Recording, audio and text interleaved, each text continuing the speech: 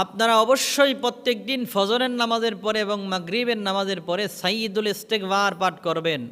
আল্লাহর রসুল সাল্লাল্লাহু আলাইহি ওয়াসাল্লাম সহিহ বুখারী শরীফের 5867 নম্বর হাদিসের মধ্যে আল্লাহর রসুল সাল্লাল্লাহু আলাইহি ওয়াসাল্লাম থেকে বর্ণিত, রসুল সাল্লাল্লাহু আলাইহি ওয়াসাল্লাম বলেন, যেই ব্যক্তি সকালবেলা ফজরের নামাজের পরে এ সাইয়্যিদুল ইস্তিগফার পাঠ করবে, ওই দিন ওই ব্যক্তি যদি মৃত্যুবরণ করে তাহলে বিনা হিসাবে আল্লাহ তাকে জান্নাতুল ফেরদাউস দান করবে। জোরে বলি সুবহানাল্লাহ।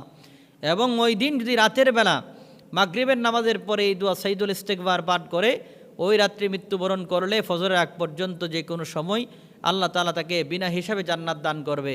অবশ্যই সাইয়্যিদুল ইস্তিগফার পাঠ করবেন, যেটি সহিহ হাদিস দ্বারা প্রমাণিত। সহিহ বুখারী শরীফের 5867 নম্বর হাদিস। এই দোয়াটি হচ্ছে, আল্লাহুম্মা আনতা রব্বি লা ইলাহা ইল্লা আনতা খালাকতানি ওয়া আনা আবুদুকা ওয়া আনা আলা আহদিকা ওয়া ওয়া'দিকা মাসতাতা'তু আউযু বিকা মিন শাররি মা সানা'তু আবুউ লাকা বিনি'মাতিকা আলাইয়া ওয়া আবুউ লাকা বিযামবি ফাগফিরলি ফাইন্নাহু লা ইয়াগফিরুয যুনুবা ইল্লা আনতা। অবশ্যই এই দোয়াটি আপনারা বেশি বেশি করে পাঠ করার চেষ্টা করবেন।